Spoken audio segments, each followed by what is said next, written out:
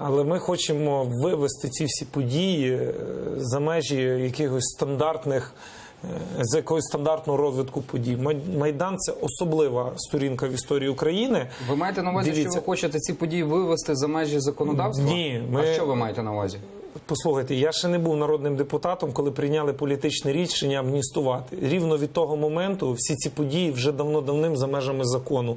І до них не можна повертатись, бо тому що це було прийняте політичне рішення. 21 лютого 2014 року. Коли прийняла Верховна Рада ці закони. Це не чиєсь там бажання, що ми будемо закривати. Бо тому що стояло таке питання, яка різниця між тим, що ти вб'єш поліцейського камнем чи коктейльним молотом, чи ти йому вистрілиш з карабіну там за меж якихось. Це рівносильно по покаранню, так? І тому сказали, що потім не було колапсу в країні.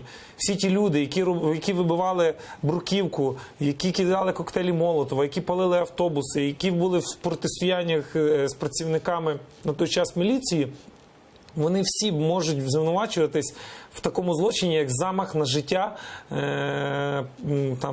працівника правоохоронних органів при виконанні його службових обов'язків. Всіх, хто був на Майдані. Тобто кожного можна це писати. І тому точка відліку була дана і сказали, ні, давайте ми це все лишимо, це особливий період, ми маємо повне право.